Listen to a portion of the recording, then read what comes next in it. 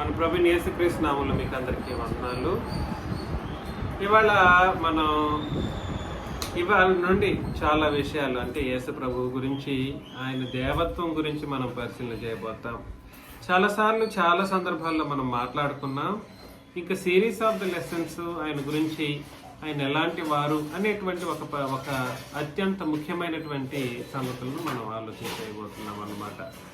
కాబట్టి ఇవాళ నుండి అంటే ఇవాళ మొదటి సబ్జెక్ట్ ఏమిటంటే యేసుక్రీస్తు మహాదేవుడు. ఎటువంటి దేవుడు అయినా యేసుక్రీస్తు మహాదేవుడు. ఒక విషయం ఏమిటంటే చాలామంది క్రీస్తు సంఘము అనుకునే వాళ్ళందరూ కూడా సరే, వాళ్ళు ఏమంటారు, క్రీస్తు సంఘం అంటే చాలామంది ఏమనుకుంటుంటారు, వాళ్ళు ఏం ఫీల్ అవుతారంటే మాకు లేఖనాల ఆధారం, మాకేమైతే వచనాలు ఉన్నాయి కాబట్టి వచనాలను బట్టే మేము వెళ్తాం అనుకునే వాళ్ళు ఉన్నారు. కానీ వాళ్ళు ఉన్న వచనాలను వదిలిపెట్టేసి వాళ్ళకు తోచిన వచనాలని మాట్లాడుతూ ఉంటారు. దేన్ని ఉన్న లేఖన భాగాలను వదిలేస్తారు, వాళ్ళకు తోచిన దాన్ని పట్టుకొని లేఖనాలు వచనాలు అనుకుంటూ మాట్లాడుతూ ఉంటారు. అందులో ప్రాముఖ్యంగా లేఖనాలు అనే దానికంటే కూడా సరే నిబంధనను తలదన్ని లేఖనాలను చెప్పుకుంటూ పాత నిబంధన కలగలిపినటువంటి బోధలో తప్పుడు సిద్ధాంతాలను లేవనెత్తిన క్రీస్తు సంఘాలు, క్రైస్తవ సంఘాలు లేకపోలేదు. సరే, ఏది ఏమైనప్పటికీ మన దృక్పథం మన నిబంధనలో అనగా కేవలం చెప్పండి క్రొత్త నిబంధనలో ఏం చెప్పిందో మనం పరిశీలన చేయబద్దులమై ఉన్నాం. క్రీస్తు యేసు లేదా యేసు క్రీస్తు మహాదేవుడు. తీతుకు రాసిన పత్రిక 2వ అధ్యాయం. సందర్భం ఏమిటో మనం సందర్భానుసారంగా మనం పరిశీలన చేస్తూ ఉన్నాం. కాబట్టి ఎప్పుడు కూడా సందర్భం ఏం చెప్పింది, సందర్భానుసారంగా ఏ విషయాలను ఎలా ఆలోచన చేయాలనే విషయాన్ని మనం ఎల్లప్పుడూ గుర్తుపెట్టుకోవాల్సిన అవసరం ఉంది. తీతుకు రాసిన పత్రిక 2వ అధ్యాయం 8 నుండి 15 వచనాలను చదివినప్పుడు నీ ఉపదేశము సౌండ్ చేయకూడదు, నీ ఉపదేశము మోసము లేనిదిగాను, ఎలాగండి మోసము లేనిదిగాను, మాన్యమైనదిగాను, నిరాక్షేపమైన హితవాక్యముతో కూడినదిగాను ఉండవలెను. ఎప్పుడైనా కూడా సరే మన ఉపదేశాల్లో మోసం ఉండకూడదు. ఎవరు ఏదో అనుకుంటారు అని మోసపరిచే బోధలు చేయకూడదు. ఎవడు ఏమనుకున్నా మనకు అనవసరం. మనకు కావాల్సింది ఏమిటి? వాక్యం. మనకు కావాల్సింది ఏంటండి? వాక్యం.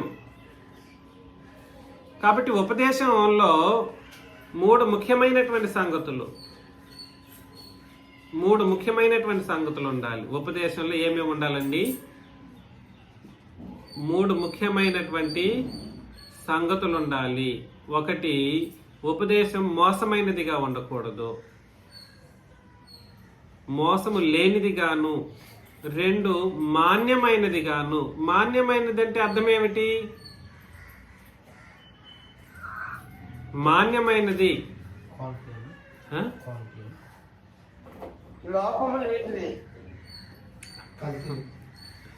మాన్యమైనది,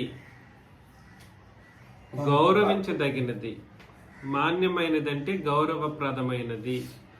ఉపదేశం అనేది గౌరవప్రదమైనదిగా ఉండాలి. ఇది ఆత్మ సంబంధంగా అంటే లోకంలో ఉండే వాళ్ళు గౌరవించరు అనుకోండి, దాన్ని మనం పట్టించుకోము. గౌరవప్రదమైనది, గొప్పదిగా ఉండాలి ఉపదేశం. 3వది నిరాక్షేపమైన హితవాక్యముతో కూడినదిగాను. ఇక్కడ వస్తుంది నిరాక్షేపమైన అంటే అర్థం ఏమిటి? ఆగండి, హితవాక్యం అని అన్నాడు. అదేమిటది? క్రొత్త నిబంధన. హితవాక్యం అంటేనే లేదా హితోపదేశం అంటేనే ఏమని అర్థము? క్రొత్త నిబంధన అని అర్థం. ఈ క్రొత్త నిబంధన ఉపదేశం చేసేటప్పుడు ఆ ఉపదేశం ఎలా ఉండాలంటే నిరాక్షేపమైనదిగా ఉండాలంట. అంటే అర్థం ఏమిటి? ఆక్షేపణలతో కూడినదిగా లేదా సందిగ్ధంతో ఉండేటట్లుగా చెప్పకూడదు. ఎటు పోతే అటు పోయినట్లుగా కాకుండా స్థిరమైనటువంటి, ఖచ్చితంగా అర్థం చేసుకోదగినటువంటి, ఎవరు కూడా తృణీకరించలేనటువంటి క్రొత్త నిబంధన బోధను లేదా హితవాక్యముతో కూడిన బోధతో ఉపదేశం చేయాలంట. అంటే అర్థం ఏమిటి? కేవలం క్రొత్త నిబంధన బోధ అంటారు, ఆక్షేపించేటట్లుగా పాత నిబంధన కూడా అందులో కలిపి ఉంటారు. ఎలాగా? నేనేం చెప్తాను, మీరు ఒకవేళ చెప్పేదేమో అపోస్తల బోధ అంటారు. అపోస్తల బోధ వేరు, క్రొత్త నిబంధన బోధ వేరు కాదు. అపోస్తల బోధ వేరు, క్రొత్త నిబంధన బోధ వేరు కాదు. అపోస్తల బోధ అనుకుంటూ లేదా క్రొత్త నిబంధన బోధ అనుకుంటూ వీళ్ళగా పాత నిబంధన కలిపితే ఇది ఆక్షేపించదగినదా లేదనంటే నిరాక్షేపమైనదా? ఆక్షేపించదగినది. కాబట్టి నిరాక్షేపమైన హితవాక్యముతో, అంటే క్రొత్త నిబంధన వాక్యముతోనే ఉపదేశాలు అనేవి ఉండాలి. కాబట్టి నీ ఉపదేశం తీతు, నువ్వు జాగ్రత్త. నీ ఉపదేశం చేసేటప్పుడు నీ ఉపదేశంలో మోసం ఉండకూడదు. 2, నువ్వు ఉపదేశిస్తూ ఉంటే నిన్ను గౌరవించేటట్లుగా నువ్వు చూసుకో. ఎలాగా? ఉపదేశం కూడా సరే, నీ ఉపదేశాన్ని బట్టి గౌరవము లేదా ఉపదేశం గౌరవించేటట్లుగా ఉపదేశాన్ని చూసుకో. 3, నిరాక్షేపమైనటువంటి హితవాక్యంతో కూడినటువంటి ఉపదేశం చేయి. అంటే కేవలం క్రొత్త నిబంధన వాక్యంతో ఉపదేశం చేసినట్లయితే నిరాక్షేపంగా నీ ఉపదేశం ఉంటుంది, అంటే అంగీకరించదగినటువంటి ఉపదేశంగా ఉంటుంది అని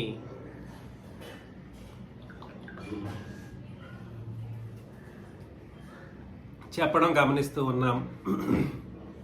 దాసులైన వారు అన్ని విషయములయందు మన రక్షకుడకు దేవుని ఉపదేశమును అలంకరించినట్లు, దాసులైన వారు అన్ని విషయములయందు మన రక్షకుడకు దేవుని ఉపదేశమును అలంకరించినట్లు తమ యజమానులకు ఎదురు మాట చెప్పక, ఏమియూ అపహరింపక, సంపూర్ణమైన మంచి నమ్మకమును కనపరచుచు అన్ని కార్యములయందు వారిని సంతోషపెట్టుచు వారికి లోబడి ఉండవలనని వారిని హెచ్చరించుము అని అన్నాడు. ఇక్కడ దాసులు అన్ని విషయములయందు మన రక్షకుడికి దేవుని ఉపదేశం అలంకరించినట్లు అని అన్నాడు అన్నమాట. తమ యజమానులకు ఎదురు మాట చెప్పక, యజమానులు అని అంటున్నారు, దాసులు అంటున్నారు. ఇది వ్యక్తిగతంగా చెప్పబడినటువంటి మాట అనేటువంటి కొన్ని సందర్భాల్లో చెప్పొచ్చు. దాసులు లేదా పని చేసేవాళ్ళు, ఉద్యోగం చేసుకునే వాళ్ళు యజమానులు అనేటువంటి ఉద్దేశంతో అన్నట్లుగా చాలా మంది చెబుతూ ఉంటారు. ఇది దానికి సంబంధించినటువంటిది కాదు.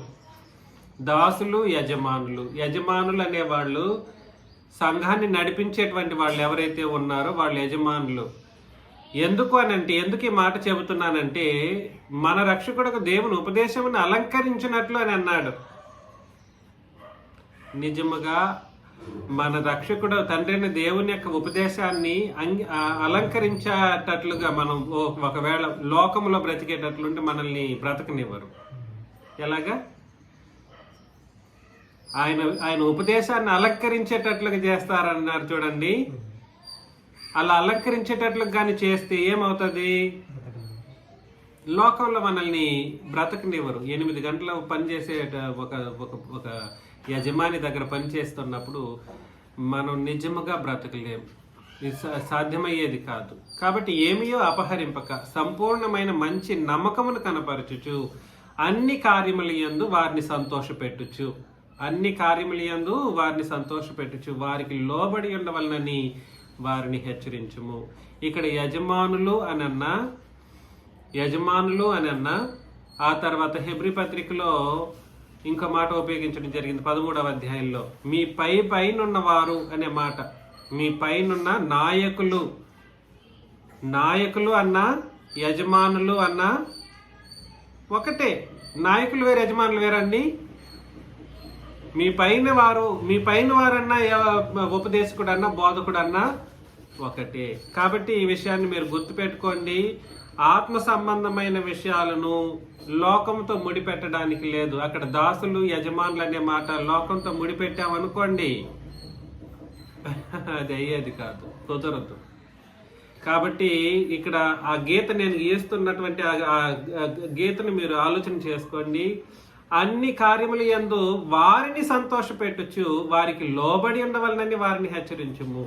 ఇక్కడ ఉపదేశకులకి లేదా యజమానులుగా సంఘాన్ని నడిపిస్తున్నటువంటి వారికి లోబడి ఉండేటువంటి విధానంలో హెచ్చరించుము అని అన్నాడు. అనగా సమస్త మనుషులకు రక్షణకరమైన దేవుని కృప ప్రత్యక్షమై, సమస్త మనుషులకు రక్షణకరమైన దేవుని కృప ప్రత్యక్షమై మనము భక్తిహీనతను ఇహలోక సంబంధమైన దురాశలను విసర్జించి, సమస్త మనుషులకు రక్షణకరమైన దేవుని కృప ప్రత్యక్షమైందంట. ఎప్పుడు ప్రత్యక్షమైంది? సమస్త మనుషులు అన్నప్పుడే మనకు అర్థమైపోవాలి. సకల లోక సమస్త జనుల సర్వలోక సర్వ సృష్టి అనేటువంటి ఈ మాటలన్నీ కూడా సరే ఏ నిబంధనకు వర్తించేది? క్రొత్త నిబంధనకు. కాబట్టి సమస్త మనుషులకు రక్షణకరమైన దేవుని కృప ప్రత్యక్షమై మనము భక్తిహీనతను ఇహలోక సంబంధమైన దురాశలను విసర్జించి శుభప్రదమైన నిరీక్షణ నిమిత్తము అనగా మహాదేవుడును మన రక్షకుడునైన యేసుక్రీస్తు మహిమ యొక్క ప్రత్యక్షత కొరకు ఎదురు చూచుచు. మనం భక్తిహీనతను వదిలిపెట్టేయాలి. ఇహలోక సంబంధమైన దురాశలను ఏం చేయాలి? విసర్జించాలి.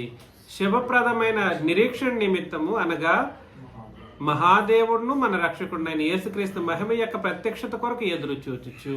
కాబట్టి నిరీక్షణ అనగా ఏమిటి? నిరీక్షణ అనగా ఏమిటి? ఎదురు చూచుట. కానీ శుభప్రదమైన నిరీక్షణ అంటే ఏమిటి అంటే అక్కడే చెప్పేశాడు. నిరీక్షణ అంటే అందరికీ తెలుసు, హోప్ అంటారు ఇంగ్లీష్లో, ఎదురు చూచుట అని అంటారు. తమిళ్లో దాన్ని నంబికే అని రాశాడు. అది సూటబుల్గా ఉన్నట్టు నాకు అనిపించట్లేదు. ఏదేమైనప్పటికీ శుభప్రదమైన నిరీక్షణ అంటే ఏమిటి? మహాదేవుడును మన రక్షకుడునైన యేసుక్రీస్తు మహిమ యొక్క ప్రత్యక్షత కొరకు ఎదురు చూచుచు. కాబట్టి ప్రత్యక్షతను ఎదురు చూడటం, ఎవరి యొక్క ప్రత్యక్షతను ఎదురు చూడటం? మహాదేవుడును మన రక్షకుడునైన, మహాదేవుడును మన రక్షకుడును అయిన అంటే అర్థం ఏమిటి? రెండు ఒక వ్యక్తికి సంబంధించినటువంటి మాటగా మనం గుర్తించాలి. కాబట్టి ఈ రోజు మనల్ని నడిపిస్తున్న ఆయన మహాదేవుడిగా ఉన్నారు. ఆయన ఎవరు? యేసుక్రీస్తు. ఆయన యొక్క ప్రత్యక్షత కొరకు మనం ఏం చేయాలనంటే ఎదురు చూస్తూ ఉండాలన్నమాట. ఎదురు చూచుచు ఈ లోకములో స్వస్థ బుద్ధితోనూ నీతితోనూ భక్తితోనూ బ్రతుకుచున్నవలెనని మనకు బోధించుచున్నది. ఏం బోధిస్తుంది?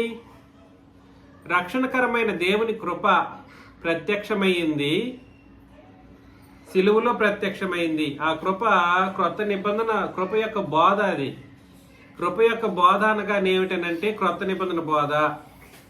ఈ కృప యొక్క బోధలో ఎవరెవరైతే ఈ రక్షణను పొందుకున్నారో, క్రొత్త నిబంధన రక్షణను, వాళ్ళు నాయన భక్తిహీనతను విడిచిపెట్టు.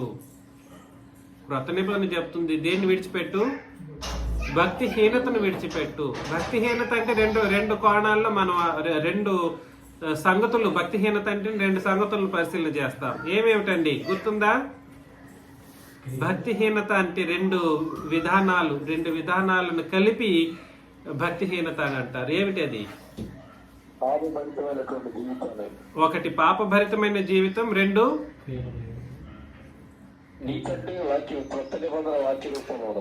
భక్తిహీనత అని దాని గురించి మాట్లాడండి. భక్తిహీనత అంటే రెండు సంగతులను కలిగిన వాళ్ళు భక్తిహీనులు. తిరిగి పాపరహితం అంటారు. మీరు మ్యూట్ లో పెట్టండి. భక్తిహీనత అంటే ఆలోచన చేయండి, దేవుని యందు భయం ఉండదు లేదా భక్తి ఉండదు. రెండు, వాళ్ళ జీవితం అంతా పాపంతోనే నిండి ఉంటది. వీళ్ళు ఇష్టారాజ్యంగా ఆలోచన చేస్తూ ఉంటారు. ఏమేమి చెప్పండి? భక్తిహీనత అంటే అర్థం ఏమిటి? ఒకటి, దేవుని యందు వాళ్ళకి భయము లేదా భక్తి ఉండదు. దేవుడు అంటే భయం ఉండదు వాళ్ళకి. రెండు, వాళ్ళ జీవితము ఇష్టారాజ్యంగా పాపభరితమైనటువంటి జీవితంతో ముడిపడి ఉంటారు. దీన్ని ఏమంటారంటే భక్తిహీనత అని అంటారు. దయచేసి ఈ విషయాన్ని ఇంతకు ముందు కూడా చెప్పాను, మీరు మర్చిపోతూనే ఉన్నారు. భక్తిహీనత అంటే ఏమిటనంటే 2 క్యారెక్టరిస్టిక్స్ వాళ్ళు కలిగి ఉంటారనమాట. వాళ్ళకి దేవుడు అంటే భయం ఉండదు, భక్తి ఉండదు. 2 వాళ్ళు ఎలా ఉంటారు, పాపముతో వాళ్ళ జీవితాంతం పాపంతో నిండి ఉంటుంది అన్నమాట. దాన్ని ఏమంటారంటే భక్తిహీనత అని అంటారు. కాబట్టి నాయన ఇక మీదట నువ్వు భక్తిహీనతలో ఉండొద్దు. ఇహలోక సంబంధమైన దురాశలను విసర్జించు. శుభప్రదమైన నిరీక్షణ నిమిత్తము అనగా మహాదేవుడును మన రక్షకుడు నైనా యేసుక్రీస్తు మహిమ యొక్క ప్రత్యక్షత కొరకు ఎదురుచూడు. అలా ఎదురు చూస్తూ ఈ లోకంలో ఎలా బ్రతుకు, స్వస్థ బుద్ధితో, నీతితో, భక్తితో బ్రతుకుచుండవలనని మనకు బోధించుచున్నది. కాబట్టి క్రొత్త నిబంధన బోధ ఏం చెప్పిందనంటే యేసు ప్రభువుని మహాదేవుడు అని చెప్పింది అన్నమాట. క్రొత్త నిబంధన ఏం చెప్పింది, కృప యొక్క బోధ ఏం చెప్పింది, యేసుక్రీస్తుని మహాదేవుడని మీరు విశ్వసించకపోతే, ఆయన్ని అలాగ నమ్మకపోతే శుభప్రదమైన నిరీక్షణ అంటూ నీకు ఉండదు. ఏముండదు, శుభప్రదమైన నిరీక్షణ ఉండదు. ఆయన సమస్తమైన దుర్నీతి నుండి మనల్ని విమోచించి సత్క్రియల యందు ఆసక్తి గల ప్రజలను తన కోసం పవిత్రపరచుకొని తన సొత్తుగా చేసుకుంటే తను తాను మన కొరకు అర్పించుకొనిను అని అన్నాడు. ఆయన ఎవరు? ఇక్కడ తండ్రి అయిన దేవుని యొక్క సందర్భం 12-13 వచనాలు ఎక్కడుంది? చాలా మంది మహాదేవుడు అని అంటే తండ్రి అయిన దేవుడు అనడానికి ఆయన ప్రయత్నం చేసి వక్రీకరించుతూ బోధిస్తూ ఉంటారు. అక్కడ మహాదేవుడును మన రక్షకుడు నైన్ అన్నప్పుడే ఆ యేసుక్రీస్తు గురించే మాట్లాడుతున్నాడు అన్నది అర్థం కావాలి. అయినా దాన్ని అంగీకరించకపోయినప్పటికీ ఆయన అని అంటున్నాడు. అంటే ఎంతమంది ఉన్నారని అర్థం? ఒక ఆయనే ఉన్నారు. ఆయన సమస్తమైన దుర్నీతి నుండి మనల్ని విమోచించి. కాబట్టి మహాదేవుడు అనే విషయంలో యేసు ప్రభు తన దేవత్వాన్ని బట్టి మహాదేవుడిగా ఉంటూ నిన్ను ఏం చేస్తున్నాడో చెబుతూ ఉన్నాడు అన్నమాట. సమస్తమైన దుర్నీతి నుండి. మహా అంటే సామాన్యమైన మాట కాదు. దుర్నీతి నుండి తప్పించడం ఒకవేళ ఉపదేశకునిగా నాకు ఉండొచ్చు, మీకు ఉపదేశం చేస్తూ మిమ్మల్ని దుర్నీతి నుండి తప్పించే మార్గాన్ని మీకు బోధిస్తున్నందుకు జరిగించవచ్చు. కానీ సమస్తమైన దుర్నీతి నుండి అంటే అర్థం ఏమిటి? అది నేను సామాన్యంగా చేసేది కాదు, అది మహాదేవుడు అనబడినటువంటి యేసు ప్రభువు జరిగించే కార్యక్రమం అన్నమాట. కాబట్టి సమస్తమైన దుర్నీతి నుండి మనల్ని విమోచించి సత్క్రియలు యందు ఆసక్తి గల ప్రజలను తన కోసం పవిత్రపరచుకొని తన సొత్తుగా చేసుకొనుటకు తన్ను తానే మన కొరకు అర్పించుకొని అన్నప్పుడు ఎవరు అర్పించుకున్న ఆయన ఎవరండి? ప్రభు అయిన క్రీస్తు. కాబట్టి వీటిని గురించి బోధించు, ఎప్పుడు వీటిని గురించే బోధించు తిమోతీతు. చూసారా, వీటిని గురించి బోధించు. ఎందుకనంటే నేను ఎందుకు పదే ఈ విషయాలను మీకు తెలియజేయాల్సిన అవసరం వస్తుంది నేను కూడా అని అంటే, ఇవాళ అడుగడుగునా ప్రభుని యేసుక్రీస్తు హింసించబడుతున్నటువంటి పరిస్థితుల్లో ఉపదేశాలు జరుగుతూ ఉన్నాయి. ఒకడేమో యేసు ప్రభుని భిక్షగాడు అంటాడు, ఇంకొకడేమో ముష్టి అంటాడు, వాడిని ఫాలో చేసే వాళ్ళందరూ ఏమవుతున్నారంటే వాడిని సపోర్ట్ చేస్తున్నారు. ఒకడేమో యేసు ప్రభు నరుడు అంటున్నాడు, ఇంకొకడేమో యేసు ప్రభు దేవుడే, నాకు దేవుడు కాదంటాడు. ఇంకొకడు యేసు ప్రభు ఆరాధనకు పాత్రుడు అని అంటాడు, ఆయనే ఆరాధన పాత్రుడు అంటాడు, తండ్రిని దేవుని గాల్లో గెలిపేస్తూ ఉంటాడు. ఇంకొకడేమంటాడు, యేసు ప్రభు దేవుడే కానీ ఆరాధనకు పాత్రుడు కాదంటాడు. కాబట్టి వీటిని గూర్చి బోధించుచు అంటే అర్థం ఏమిటనంటే ప్రతి ప్రదేశంలో ఈ సంగతులను నువ్వేం చేయాలి? పదే బోధించాలి. హెచ్చరించుచు పూర్ణాధికారముతో దుర్బోధను ఖండించుచు ఉండము, నిన్నెవనిని తృణీకరింపనీయకుము అని అన్నాడు. అందుకనే మాన్యమైనదిగా అంటే గౌరవించదగినదిగా అంటే అర్థం ఏమిటంటే నువ్వు చేసే బోధలో నిన్ను తృణీకరించనీయకుండా నీ ఉపదేశాలు ఉండాలి అని అన్నాడు. అంటే ఎప్పుడు అది ఎలా సాధ్యం అవుతుంది అని అంటే నిరాక్షేపమైన హితవాక్యాన్ని బోధించామనుకోండి, అంటే సందిగ్ధం లేకుండా ఏదైతే క్రొత్త నిబంధనలో చెప్పిన విషయాలను బట్టి ఉపదేశం చేశామనుకోండి, అప్పుడు ఏమవుతుంది? తృణీకరించే పరిస్థితులు రాదు. చాలా మంది మీరందరూ కూడా క్రొత్త నిబంధనను బట్టి వచ్చేటప్పుడు అంతకుముందు మీరు ఒక స్పష్టమైనటువంటి అవగాహన లేకుండా మీ జీవితాలను కొనసాగించారు. విశ్వాసపు జీవితం అనుకుంటూ భ్రమపరిచే జీవితాలు కొనసాగించారు. అవునా కాదా? ఇప్పుడు ఎలా వచ్చారు అని అంటే ఇది తృణీకరించలేనటువంటి బోధ. మిమ్మల్ని నేనేం చేశానంటే తెలుసా, నిర్బంధించానన్నమాట. క్రొత్త నిబంధనలో మిమ్మల్ని బంధించి పెట్టేశాను. ఇంక మీకు వేరే మార్గం లేదు అన్నట్లుగా నేను ఒక సంఘాన్ని ఏర్పరిచి అందులో మిమ్మల్ని పెట్టేశాను. కాబట్టి పరిస్థితి ఏమిటంటే ఇందులో సందిగ్ధత మీకెవరికి లేదన్నది నా అభిప్రాయం, రాదు కూడా, అది కూడా నా అభిప్రాయమే. అయితే నేనేం చెప్పడానికి ప్రయత్నం చేస్తున్నానంటే మన నిబంధనలో ప్రభువైన యేసుక్రీస్తు యొక్క దేవత్వం ఏమై ఉందనంటే ఆయన మామూలు దేవుడు కాదు సుమి, మహాదేవుడు. ఇక్కడ ఒక మాట గుర్తుపెట్టుకోవాలి. మహాదేవుడు అన్నప్పుడు నిర్ణయాతీతుడు అంటే అర్థం ఏమిటి? పాత నిబంధనలో మోషేని దేవుడిగా చేశాడు అంటాడు ఒకడు, పాత నిబంధనలో ఇంకొకరిని ఏదో దేవుడు చేశాడు, తండ్రిని దేవుడు దేవునిగా నియమించాడు అన్నటువంటి పరిస్థితుల్లో యేసు ప్రభు దేవుడిగా నియమించబడినటువంటి పరిస్థితులు ఎక్కడైనా ఉందనంటే లేదు. అందులో మహాదేవుడు అనంటే యేసు ప్రభు దేవుడని నిర్ణయించబడ్డాడనడానికి అవకాశం ఉందా? దాని అర్థం అవకాశం లేదు. కాబట్టి క్రీస్తు మహాదేవుడు అన్నప్పుడు ఆయన మహాదేవునిగా నియమించబడ్డాడు అనడానికి అవకాశం లేని ఒక మాట. నిర్ణయాతీతుడు. కాబట్టి ఈ విషయాన్ని మీరు గుర్తుపెట్టుకోవాలి. నంబర్ 1, ఆయన మానవులను రక్షించే విషయంలో క్రొత్త నిబంధనను తెచ్చి సమస్త దుర్నీతి నుండి సమస్త లోకాన్ని, సమస్త మనుషులను, ఇది నేను రాస్తాను, మంచి కొంచెం ఇది పెట్టు, రాయడం మంచిది. మహాదేవుడు అనే ఒక విషయాన్ని తీరా పెట్టు. ఇక్కడ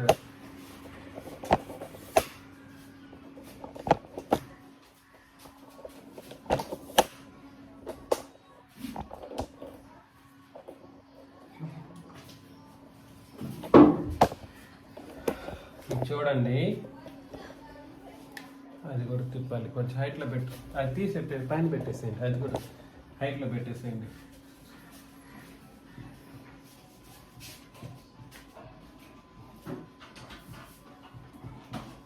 సమస్త మనుషులు ఏం చేశారు? పాపము నుండి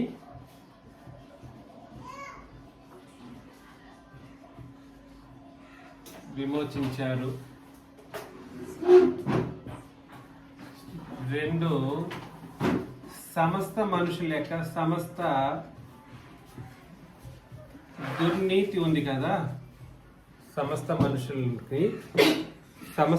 యొక్క దుర్నీతి ఉంది కదా, సమస్త దుర్నీతిని ఆయన ఏం చేశారు? సమస్త దుర్నీతి నుండి కూడా సరే విమోచించాడు. సమస్త మనుషులకు ఉందండి, అట్లా కాదు, సమస్త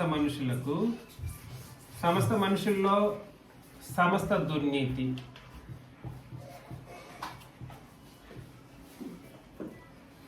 దుర్నీతి నుండి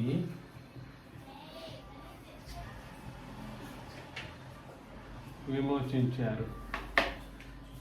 చూడండి, సమస్త మనుషులంటే సామాన్యమైన విషయం కాదు. సమస్త మనుషులంటే ఎవరెవరు వీళ్ళు? అన్ని కాలాల్లో అనగా క్రొత్త నిబంధన స్టార్ట్ అయినప్పటి నుండి, ఎప్పటి నుండి అండి? క్రొత్త నిబంధన స్టార్ట్ అయినప్పటి నుండి అన్ని కాలాల్లో, అన్ని ప్రదేశాల్లో పుట్టిన వాళ్ళు,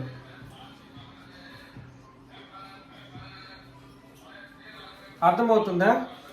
అన్ని కాలాలంటే ఇంక యేసుక్రీస్తు రెండవ రాకడ వరకు పుట్టబోయే వాళ్ళ పాపాల విషయంలో కూడా సరే ఎవరెవరు ఉంటారు? వాళ్ళు సమస్త మనుషులు. ఎవరంటే అది వాళ్ళు సమస్త మనుషులు. ఈ సమస్త మనుషులని సమస్త దుర్నీతి నుండి, ఒక పాపం నుండి 2 పాపాల నుండి కాదు. ఎక్కడి నుండి అండి? ఒక పాపం నుండి 2 పాపాల నుండి, చిన్న చిన్న పాపాల నుండి అని కాదు, సమస్త దుర్నీతి నుండి విమోచించేటువంటి ఒక కార్యక్రమం సాదాసీదా మానవులకి అవుతుందా? పాపం నుండి విమోచించడమే పెద్ద గొప్ప కార్యం. పాపం నుండి విమోచించడమే గొప్ప కార్యం. కానీ సమస్త దుర్నీతి నుండి విమోచించడం అని అంటే ఒక పాపం మాత్రమే కాదు. సమస్త దుర్నీతి అని అంటే నీతికి విరోధంగా జరిగించే ఒక సమస్త కార్యక్రమాలు. ఇందులో భక్తిహీనత కూడా దాగి ఉంది. రామపత్రికలో మనం అనేకసార్లు చదివాం. భక్తిహీనుల మీద ఏం కలుగుతుందంట? భక్తిహీనుల మీద ఏం వస్తుంది? భక్తిహీనుల మీదను దుర్నీతి పరుల మీదను దేవుని కోపం వస్తుంది. కాబట్టి రెండు దీంట్లోనే దాగి ఉంది. కాబట్టి సమస్త దుర్నీతి నుండి విమోచించేటువంటి కోణంలో ఆయన ఏమై ఉన్నారు అని అంటే మహాదేవుడు. ఇది సామాన్యమైన విషయం కాదు. సమస్త అన్నప్పుడు సమస్త మనుషులనంటే అబ్బా ఈ భూప్రపంచం మొత్తాన్ని, ఉదాహరణకు ఫర్ ఎగ్జాంపుల్ చెప్పకూడదు కానీ మరి ఇంకా పరిస్థితి అట్లా అవుతా ఉంది. ఒక 100 మందికి భోజనం పెట్టడానికి, ప్రతిరోజు పెట్టడానికి ఎంత ఖర్చు అవుతుంది? చాలా ఖర్చు అవుతుంది. అంటే గొప్ప కార్యక్రమం అంటారు. 1000 మంది కంటే ఇంకా 10,000 అంటే రోజు 10,000 3 పూటలు అంటే ఎంత అవసరం? అసలు కుదిరేది అవుతుందా అని ఊహించడానికి కూడా కష్టం అవుతుంది. ఒకవేళ 1,00,000 మంది అన్నప్పుడు, లేదా 1,00,00,000 మందికి ప్రతిరోజు 3 పూట్ల అంటే 1,00,00,000 మంది అనుకోండి, అది అవుతుందా? అది అవ్వదు. ఒకవేళ సర్వలోకానికి భోజనం పెట్టాలనుకోండి ఉదాహరణకు, అది అయ్యే పనేనా? కాబట్టి సమస్త మనుషుల యొక్క పాపమునకు లేదా దుర్నీతి నుండి విమోచించేటువంటి ఒక కార్యక్రమం సర్వసాధారణంగా జరిగేది కాదు. అది జరగాలంటే ఆయన ఏమై ఉండాలి? అది అర్థమవుతుందా? ఇది సాధ్యపడేది ఈయన మహాదేవుడు అయితేనే ఇది సాధ్యమవుతుంది. దీని అర్థం. మహాదేవుడు అని అంటే ఏదో చదువుకుంటూ పోవడం కాదు, మహాదేవుడని ఒప్పుకుంటాం అనేయడం కాదు. మహాదేవుడు అని అంటే సమస్త మనుషులను సమస్త దుర్నీతి నుండి విమోచించేటువంటి ఒక అసాధారణమైనటువంటి గొప్ప కార్యక్రమం. అసాధారణమైనటువంటి సాధారణంగా జరగనటువంటిది, ఏదో అనుకున్నట్లుగా జరిగిపోయేటువంటిది కాదు. ఈ విషయం మనకు చాలా క్షుణ్ణంగా అన్ని ప్రదేశాల్లో అన్ని కాలాల్లో అన్నప్పుడు ఆయన ఇంకో పుట్టగొట్టలేదు, మనుషులు పుట్టగొట్టలేదు. యేసు ప్రభు రాకడ వరకు ఎంతమంది పుట్టబోతారు మనకు తెలియదు. అయినా వాళ్ళ పాపాలు వాళ్ళ దుర్నీతి నుండి కూడా సరే విమోచించేటువంటి మహోన్నతమైనటువంటి కార్యక్రమాన్ని యేసు ప్రభు తన సిలువలో జరిగించినందుకు ఆయన ఏమై ఉన్నారనంటే ఇప్పుడు మహాదేవుడు. కాబట్టి ఆయన మహాదేవుడు కాదు అని అంటే ఏమని అర్థం? మహాదేవుడు కాదు, తండ్రిని మాత్రం మహాదేవుడు అనడానికి ఉద్దేశించినట్లుగా చాలా మంది మాట్లాడుతూ ఉంటారు. తండ్రిని కాదు, మహాదేవుడిని ఒప్పుకుంటాం అన్నోళ్ళైనా నిజముగా ఇది ఎక్కడ సాధ్యమనే విషయాన్ని అర్థం చేసుకోగలిగారు. ఎక్కడ సాధ్యమైంది? ఎప్పుడు సాధ్యమైంది? క్రొత్త నిబంధనలో అనగా సిలువలో మహాకృప ప్రత్యక్షమైనప్పుడు, క్రీస్తు యొక్క మహాకృప లేదా తండ్రిని దేవుని యొక్క కృప ప్రత్యక్షమైనప్పుడు ఏం జరిగింది? ఇది సాధ్యపడింది. అప్పటి వరకు ఇశ్రాయేలీలు ధర్మశాస్త్రం యొక్క అపరిమితమైనటువంటి పాపంలో కూరుకుపోయేవారు. అదేవిధంగా అన్ని జనులు తమ యొక్క భక్తిహీనత చేతను దుర్నీతి చేతను భూమి మీద నరకపాత్రులై బ్రతికేవారు. అర్థమవుతుంది కదండి. కాబట్టి యేసు ప్రభు ఏమై ఉన్నారండి? సమస్త మనుషుల పట్ల సమస్త దుర్నీతి నుండి విమోచించే కార్యక్రమంలో క్రొత్త నిబంధనను బట్టి ఆయన ఏమై ఉన్నాడు? ఇది కండిషన్ అన్నమాట. దేన్ని బట్టి? క్రొత్త నిబంధనను బట్టి ఆయన మహాదేవుడు. అప్పుడు ఎంతమంది మహాదేవుళ్ళు అంటారు? పాత నిబంధనలో ఒక వచనాన్ని చూపించేస్తాడు.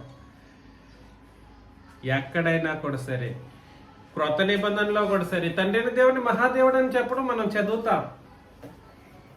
తండ్రైన దేవుడు కూడా ఏమై ఉన్నారంటే మహాదేవుడు. ఆయన కూడా సామాన్యమైన దేవుడు కాదు, మహాదేవుడు అని అన్నప్పుడు ఎంతమంది మహాదేవుళ్ళని ఏదో అంటే వాగ్వాదానికి దిగేటట్లు ఎవడు చేసినా, వాడు కలహానికి లేదా వాగ్వాదానికి ఎవడు చేసినా వాడు అత్యంత పాపభరితుడై దుర్నీతికి దాసుడైనటువంటి వాడిని గాను, బలహీనమైనటువంటి ఆత్మను కలిగిన వానిగాను ఉంటాడనమాట. హెబ్రీలకు రాసిన పత్రిక 1వ అధ్యాయం మొదటి 4 వచనాలను మనం చదివినప్పుడు, హెబ్రీలకు రాసిన పత్రిక 1వ అధ్యాయం మొదటి 4 వచనాలను చదివితే, పూర్వకాలమందు నానా సమయముల్లోనూ నానా విధములుగాను ప్రవక్తల ద్వారా మన పితరులతో మాట్లాడిన దేవుడు. ప్రవక్తల ద్వారా మన పితరులతో, మన అన్న వాళ్ళు ఎవరు అక్కడ ఆలోచన చేయాలి. ఇంతకు ముందు కూడా చెప్పాను చాలాసార్లు. పూర్వకాలమందు నానా దినములు, నానా సమయంలో నానా విధాలుగా ప్రవక్తల ద్వారా మన పితరులతో మాట్లాడిన దేవుడు ఈ దినముల అంతమందు కుమారుని ద్వారా మనతో మాట్లాడిను. ఈ దినములు ఎవరు? ఏ దినములు అవి? ధర్మశాస్త్రం యొక్క అంత్య దినాలు. ధర్మశాస్త్రం యొక్క అంత్య దినాల యందు చివరి కాలంలో ఎవరి ద్వారా మాట్లాడారంట తండ్రిని దేవుడు? కుమారుని ద్వారా మాట్లాడారు. కుమారుని ద్వారా మాట్లాడిను.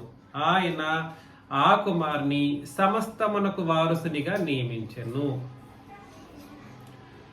ఆయన ద్వారా ప్రపంచములను నిర్మించిన ఆయన ద్వారా కుమారుని ఏం చేశారంటే సమస్తమునకు వారసుడు. ఇది చూడండి, నెక్స్ట్ పాయింట్. యేసు ప్రభు లేదా కుమారుడను ఆయన ఏం చేశారంట? సమస్తమునకు వారసుడంట. ఆ తర్వాత సమస్తానికి వారసులుగా నియమించారు. ఆ తర్వాత చెప్పండి, అదే చెప్తా ఉంటే ప్రపంచములను అని అన్నాడు. ప్రపంచము ఒకటి మాట కాదు, అది ఏంటండి? ప్రపంచములను అని అంటే అర్థం ఏమిటి? యుగములు అని అంటే, యుగములు అంటే అర్థం ఏమిటంటే ప్రపంచాలే. యుగములు అంటే అర్థం ఏమిటి ఇంతకీ? యుగములు అంటే ఏమిటి? ఎప్పుడైనా కూడా చూడండి, కాలం అనేది కాలాన్ని సూచించటానికి ఒక నిర్దిష్టమైన ఇంకొకటి ఉండాలన్నమాట.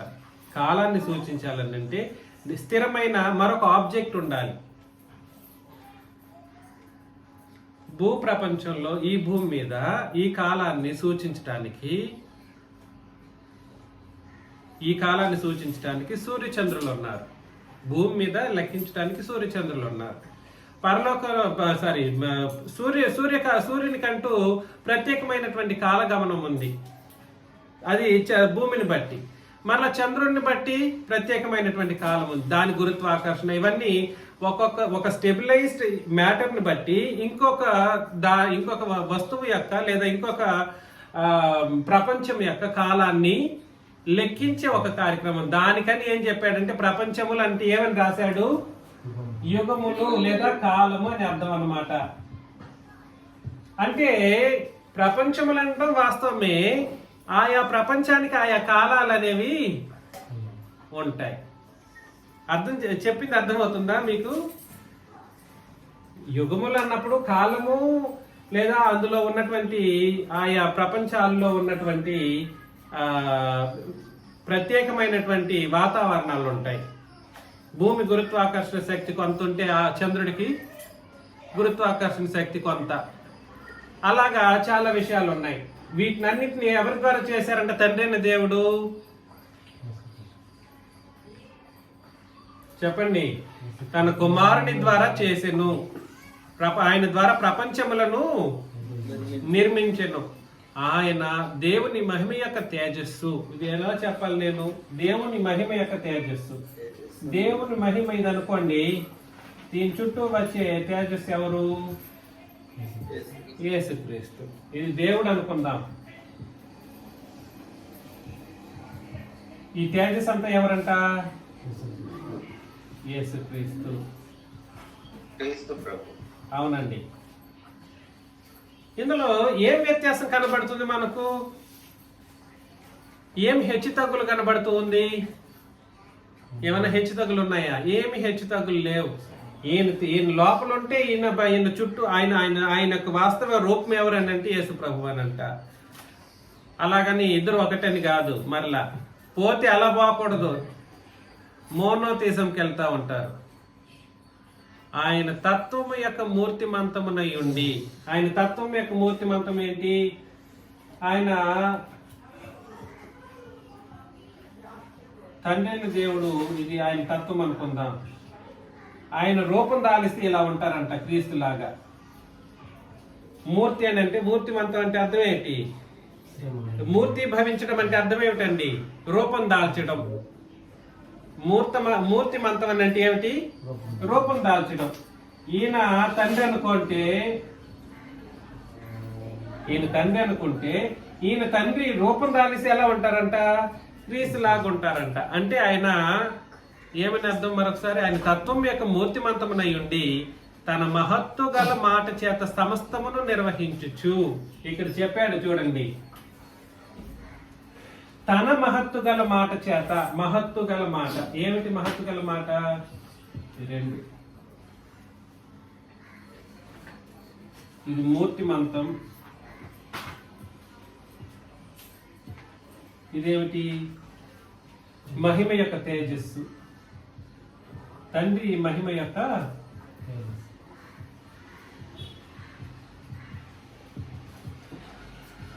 తండ్రి అనే రాసేద్దాం. ఇక్కడ తండ్రి యొక్క మూర్తిమంతం అర్థమవుతుంది కదండి. ఈ రెండు దేన్ని సూచిస్తున్నాయంట అంటే, మహత్తు గల మాట చేత సమస్తమును నిర్వహించుతున్నాడంట. ఇవన్నీ సమస్తమునకు వారసుడు అనే మాటలోనే ప్రపంచాలని, యుగాల్ని ఆయన ద్వారా తండ్రి నిర్మించను అని చెబుతూ, యేసు ప్రభు ఎలాంటి వారో చెబుతున్నారు. ఎలాంటి వారు? తండ్రి యొక్క తండ్రి మూర్తి భావిస్తే ఎవరు లాగుంటారంట? క్రీస్తు లాగుంటారంట. అదేవిధంగా యేసు ప్రభు ఏమై ఉన్నారు? తండ్రి దేవుని యొక్క మహిమ, దేవుని మహిమ యొక్క తేజస్సు ఎవరు అని అంటే యేసు ప్రభు. అదే కాదు, సమస్తమైన తన మహత్తు గల మాట చేత. మహత్తు గల మాట అంటే అర్థం ఏమిటంటే, ఇక్కడ ఇది చూడండి, మహత్తు గల మాట ఏమిటి? మహత్తు గల మాట అంటే అర్థం ఏమిటి? మహాశక్తి గల మాటనే మహత్తు గల మాట అంటారు. దేన్ని అంటారండి? మహత్తు గల మాట అంటే అర్థం ఏమిటి? మహత్తు గల మాట అంటే మహాశక్తి కలిగినటువంటి మాట. అంటే ఇది తరాన్న ఆయన ఎవరు? ఇక్కడ మరలా ఆయన దేవుని మహిమ యొక్క తేజస్సును, ఆయన తత్వం యొక్క మూర్తిమంతమునై ఉండి తన మహత్తు గల మాట చేత. అంటే అనే మాటలో ఏముందంటే, యేసు ప్రభు యొక్క మాటలో ఏముందండి? మహాశక్తి. మహత్తు గల మాట చేత సమస్తమును నిర్వహించుచు. ఇక్కడ చూడండి, మహాదేవుడు అనే కోణంలో సమస్త మనుషులు సమస్త దుర్నీతి అని అన్నాడు. అంటే సమస్తాన్ని నిర్వహించగలిగిన వాడు, సాధారణమైన విషయం కాదు. అదేవిధంగా సమస్తమును నిర్వహించేటువంటి కోణంలో ఆయన మహాశక్తి కలిగినటువంటి మాట ఉపయోగిస్తూ ఉంటాడు. పాపముల విషయంలో శుద్ధీకరణము తానే చేసి. కాబట్టి పాపముల విషయంలో శుద్ధీకరణం ఎవరు చేశారు? ఆయనే చేశారు. దేవదూతల కంటే ఎంత శ్రేష్టమైన నామం పొందినో వారి కంటే అంత శ్రేష్ఠుడై ఉన్నత లోకమందు మహామహుడగు దేవుని కుడి పార్శ్వమున కూర్చుండెను. ఇక్కడ చూడండి, కుమారుడు అని అన్నాడు, కానీ కుమారుడు అనే అన్నప్పటికీ ఆయన ఎటువంటి వారో వివరిస్తున్న, తక్కువగా ఆలోచన చేయటానికి లేదు. ఆయన ఎలాంటి వారంటే మహాశక్తి కలిగినటువంటి మాటల చేతనే సమస్తాన్ని నడిపించగలిగిన వాడు, నిర్వహించగలిగిన వాడు. అదేవిధంగా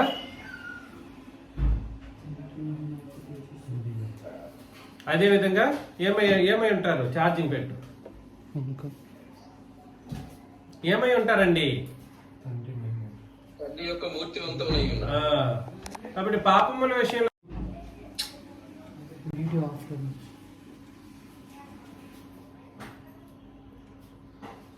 ఎంత శ్రేష్టమైన నామం పొందిన వారి కంటే అంత శ్రేష్ఠుడై ఉన్నత లోకమందు మహామహుడకు దేవుని కుడి పార్శ్వమున కూర్చుండెను. కాబట్టి నేను చెప్పాను మీకు చాలా సందర్భాల్లో, మహామహుడు అని ఎవరిని చెప్పారు? తండ్రిని చెప్పారు. తండ్రిని ఏమని చెప్పారంటే మహామహుడు అంటే మహోన్నతుడు లేదా మహాదేవుడు అని కూడా దాని అర్థం. మహామహుడు అంటే మహాదేవుడు. అర్థమవుతుంది కదండి. ఈయనకి వెళ్ళి కుడి పార్శ్వంలో వెళ్ళి కూర్చున్న ఆయన. కుడి పార్శ్వం అంటే అర్థం ఏమిటి? సమానత్వం, ఆ అధికారం, కుడి పార్శ్వం అని అంటే సమానత్వం, సర్వ సమానం అని అర్థం. మరలా చెప్తున్నాను, ఒక్క సమానం అంటే తప్పు అవుతుంది. కుడి పార్శ్వము ఇస్ ఈక్వల్ టు సర్వ సమానం, అన్నిట్లోనూ సమానుడు. కుడి పార్శ్వము అనగానే ఏమిటి? తిరిగి సమానం, సమానం, సర్వ సమానుడు. ఈయన మహామహుడు అన్నప్పుడు ఆయన కుడి పార్శ్వంలో వెళ్ళి కూర్చున్న ఆయన కూడా ఏమై ఉంటాడు? మహామహుడు, ఆ మహామహుడు అనగా మహాదేవుడు అని అర్థం అన్నమాట. దాన్ని అర్థం చేసుకోవటానికి ఇన్ని విషయాలు చెప్పాడు. ఆయన కుమారుడని చెప్పబడినప్పటికీ సమస్తమునకు వారసుడు, ప్రపంచాలని కేవలం నోటి మాట చేత, మహత్తు కలిగిన మాట చేతనే నిర్మించిన వాడు. ప్రపంచములను సర్వాన్ని మహత్తు కలిగిన మాట చేతనే నిర్మించాడు. దాన్ని అలాగే ఏం చేస్తున్నా? నిర్వహించుచున్నాడు. అదేవిధంగా ఆయన ఏమై ఉన్నారనంటే తండ్రి యొక్క మూర్తిమంతం. ఎవరు? వారుడు, ఆయన తత్వం యొక్క మూర్తిమంతం, తండ్రి తత్వం యొక్క మూర్తిమంతమునై ఉన్నది. తండ్రి మహిమ యొక్క తేజస్సు. ఆయన లోపల ఈయన వెలుతురు అయితే దాన్ని ప్రకాశింపజేసేది ఎవరు అని అంటే యేసు ప్రభు. అర్థమవుతుందా? కాబట్టి ఆయన మహామహుడి పక్కన కూర్చున్నప్పుడు ఈయన ఏమై ఉంటారు? మహామహుడుగా కుడి పార్శ్వం వెళ్ళి కూర్చున్నారు. కుడి పార్శ్వం అని అంటే అర్థం ఏమిటి? సర్వ సమానం కలిగిన వాడు అని అర్థం అన్నమాట. కుడి పార్శ్వము అనక సర్వ సమానుడు. కాబట్టి నేనేం చెప్పడానికి ప్రయత్నం చేస్తున్నానంటే యేసు ప్రభు మహాదేవుడు, యేసు ప్రభు తండ్రితో సమానుడు. ఎప్పుడు వెళ్ళి కూర్చున్నప్పుడు, ఎప్పుడు తండ్రి యొక్క కుడి పార్శ్వంలో కూర్చున్నప్పటి నుండి సర్వ సమానత్వాన్ని కలిగి ఉన్నారు. అర్థమవుతుంది కదా నేను చెప్పేది? ఆయన వెళ్ళింది పరలోకానికి, నువ్వెందుకు వెళ్ళట్లేదు? చాలా మంది అంటుంటారు ఆయన పరిశుద్ధంగా బ్రతికారు కాబట్టి పరలోకంలో వెళ్ళి కూర్చున్నారు ముందుగానే అన్నట్టుగా. నేను డిబేట్ చేసిన వాళ్ళు, నేను వాదించిన వాళ్ళు ఏం చెప్పేవారంటే ఆయన పరిశుద్ధంగా బ్రతికారు, అందుకోసమే వెళ్ళి తండ్రి కుడిపార్శ్వంలో వెళ్ళి కూర్చున్నారు, పక్కన పరలోకానికి వెళ్ళిపోయారు అన్నట్లుగా చెప్తారనమాట. మరి నువ్వెందుకు పోవట్లేదు? నీ పిల్లల్ని ఎందుకు నువ్వు తయారు చేయట్లేదు? నువ్వు బాగాలేదు సరే, నీ పిల్లల్ని చేస్తావా? నువ్వు చేస్తావా? నువ్వు చేసి ఒకవేళ నీ పిల్లవాడు అంత పరిశుద్ధంగా బ్రతికినా వెళ్ళి పరలోకాలలో వెళ్ళి కూర్చొని అంత స్థాయి రాదు. ఒకవేళ చనిపోయాడు అనుకోండి, పిల్లవాడు మంచిగా బ్రతికాడు, పరిశుద్ధంగా బ్రతికాడు, అంతా చేశాడు, వెళ్ళి పరలోకంలో వెళ్ళిపోతాడా డైరెక్ట్ గా యేసు ప్రభువులాగా? అది ఎవడు పడితే అది చేసేది కాదు. ఇది సర్వసాధారణమైన విషయం కాదు. కాబట్టి యేసు ప్రభు మహాదేవుడు అంటే ఒప్పుకొని తీరాల్సిందే ఎవడైనా కూడా సరే. ఇందులో ఎటువంటి ఆక్షేపణ ఉండకూడదు. లేఖన భాగానికి ఏం చేయాలండి? ప్రతి ఒక్కరూ విధేయత చూపించాల్సినటువంటి పరిస్థితి ఉంది. హెబ్రీలకు రాసిన పత్రిక 8వ అధ్యాయం, ఇది చూడండి ఎంత విచిత్రంగా ఉందో. హెబ్రీలకు రాసిన పత్రిక 8వ అధ్యాయం 2వ వచనంలో మనకు అట్టి ప్రధాన యాజకుడు ఒకడున్నాడు. ఒకడంట ఆయన, మనకు అట్టి ప్రధాన యాజకుడు ఒకడున్నాడు. ఆయన పరిశుద్ధాలయమునకు అనగా మనుషుడు కాక ప్రభువే స్థాపించిన నిజమైన గుడారమునకు పరిచారకుడయ్యుండి పరలోకమందు మహామహుని సింహాసనమునకు కుడి పార్శ్వమున ఆసీనుడయ్యను అని అన్నాడు. ఏంటిది విచిత్రంగా లేదా? ప్రధాన యాజకుడు అన్నాడు ఒక పక్క యేసు ప్రభుని. మనకెట్టి ప్రధాన యాజకుడు ఉన్నాడు? గొప్ప ప్రధాన యాజకుడు ఒకడు ఉన్నాడు. ఈ ప్రధాన యాజకుడు అంట సాక్షాత్ ఎవరి పక్కన వెళ్ళి కూర్చుంటున్నాడంట? ఏంది? యాజకుడు ఎక్కడైనా ఎక్కడుండాలి? నిజమైన గుడారమునకు పరిచారకుడై ఉండి అవునండి, ప్రధాన యాజకుడు పరిచారకుడు. సింహాసనంపై కూర్చుని ఉన్నాడు. పరలోకమందు మహామహుని సింహాసనమునకు కుడిపార్శ్వన ఆసీనుడు అయ్యనంటే అర్థం ఏమిటి? ఇదేంది అర్థం కాని ఒక మాట. ఎవడైనా మామూలుగా పూజారులో లేదా ప్రధాన యాజకులో లేదా యాజకులో లేదా పరిచారకులు ఎక్కడ ఉంటారు? ఆయన కాళ్ళ క్రిందనో లేదా గుడికి అవతలనో ఉంటారు. అవునా? గుడి ఆవరణలో. ఆ ఆవరణంలో అటు ఇటు తిరుగుతూ ఉంటాడు, అంతే, సేవ చేసుకుంటూ బ్రతుకుతాడు. కానీ విషయం ఏమిటంటే ఈయనది అట్లాంటిది కాదంట. అర్థమవుతుందా? ఈయన ఎక్కడెళ్ళి కూర్చున్నారు? పరలోకమందు మహామహుని సింహాసనమునకు కుడి పార్శ్వమున ఆసీనుడైన. వెళ్ళి ప్రధాన యాజకత్వం అనే మాట, మరలా పరిచారం చేసే మాట, వాస్తవానికి సిలువను గురించి తెలియజేసే మాట. దేన్ని తెలియజేసే మాట అండి? శిలువను కూర్చుని ప్రధాన యాజకత్వాన్ని ఒక్కసారి యేసు ప్రభు జరిగించి ముగించెను. ఆ ప్రధాన యాజకత్వంలో తను తాను అర్పించుకునే మాటని ఏమన్నాడంటే పరిచారం చేశాడు. తను తాను అర్పించుకున్నప్పుడు ఏం చేశారు? పరిచారం చేశారు. అలా చేసిన తర్వాత ఆయన ఏమయ్యారంటే వెళ్ళి పరలోకమందు మహామహుని సింహాసనమున, మరలా ఇదే మాట వస్తుంది. ఆయన తండ్రి మహామహుడైతే ఆయన కుడి పార్శ్వన కూర్చుంటున్నప్పుడు ఈయన కూడా సర్వ సమానత్వాన్ని అనగా మహామహుడై ఉన్నాడన్నటువంటి సత్యాన్ని మనం అందరం గుర్తించుకోవాలి. పరిచారము లేదా ప్రధాన యాజకత్వము లేదా యేసు ప్రభువు తండ్రికి చేసినటువంటి సేవ, ఇవన్నీ దేన్ని సూచిస్తుందనండి? చెప్పండి. ఒక్కసారియే తన్ను తాను అర్పించుకున్నటువంటి సిలువను కూర్చున్నటువంటి సంగతిని తెలియజేస్తుంది. అర్థమవుతుంది? ఇవాళ కూడా కూర్చొని తన ప్రధాన యాజకత్వం ఏం చేస్తాడు? పరలోకంలో యేసు ప్రభు ప్రధాన యాజకత్వాన్ని ఇప్పుడు ఎవడైనా చెబుతాడా? ఎక్కడైనా ఉందా వచనం చెప్పడానికి? ఎవరికైనా ఒక్క వచనం ఎవడైనా చూపిస్తేనండి వాడు చెప్పింది నేను చేస్తానండి. నేను మీకు కూడా చెప్తాను, మీరు కూడా అతని దగ్గర బాప్తీసం చేసుకోండి అని నేను ఓపెన్ ఛాలెంజ్ చేసేస్తూ ఉన్నాను.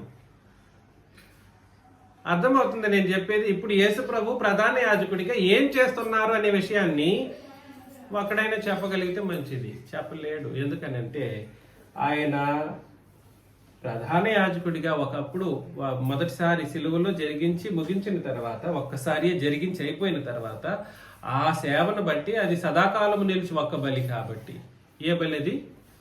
సదాకాలం నిలిచి ఒక్క బలి కాబట్టి అది ఆయన ఇప్పటికీ ప్రధాన యాజకుడిగా పిలువబడినప్పటికీ ఆయన ఎక్కడెళ్ళి కూర్చున్నారంట? వెళ్ళి ప్రధాన యాజకుడు వెళ్ళి తండ్రి పక్కన కూర్చోవడం సమానంగా.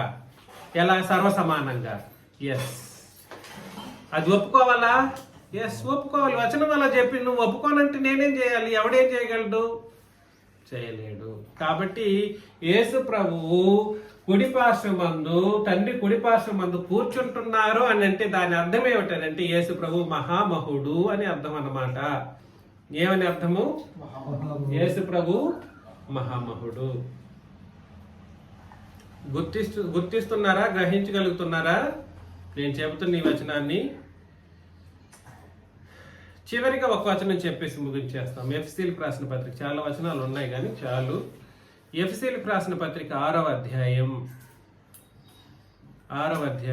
10-11 వచనాలు. తుదకు ప్రభువు యొక్క మహాశక్తిని బట్టి, ఎవరి యొక్క మహాశక్తిని బట్టి? అబ్బా, ప్రభువు యొక్క మహాశక్తి. ఏంటి? ప్రభువు మహాదేవుడు కాదు కదా, మరి ఎక్కడి నుండి వచ్చిన మహాశక్తి ఆయనకి?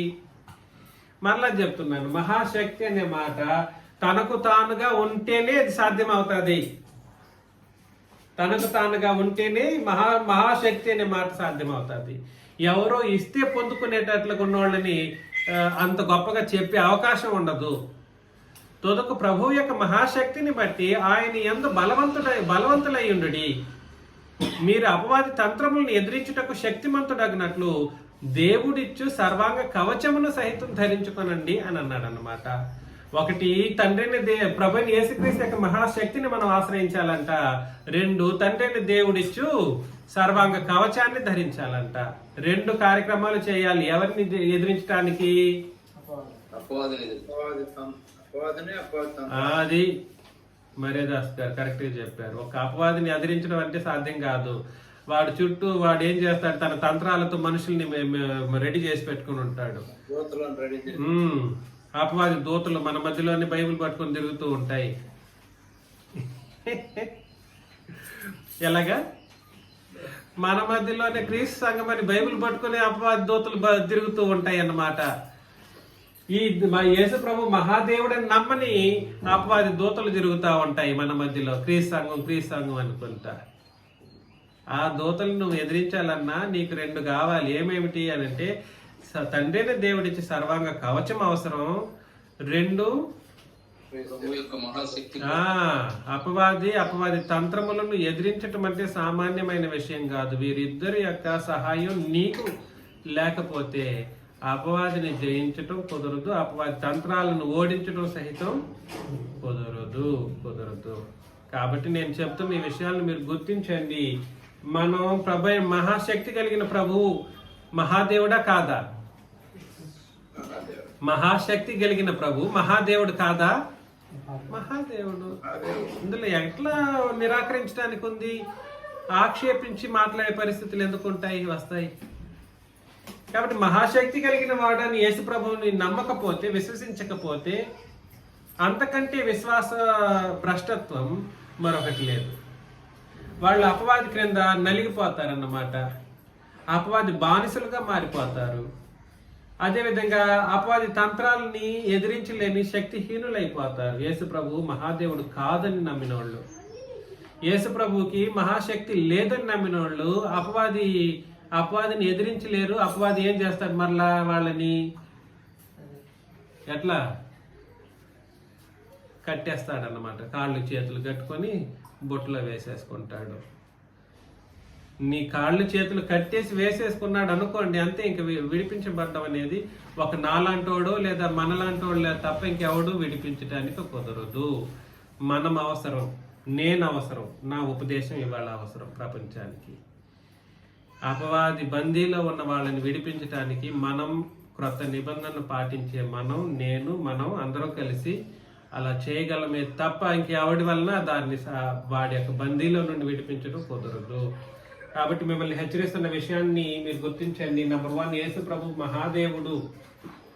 ఆయన మహామహుడు, మహత్తు కలిగినటువంటి మాట కలిగిన వాడు, అనగా మహాశక్తి కలిగిన మాట కలిగిన వాడు.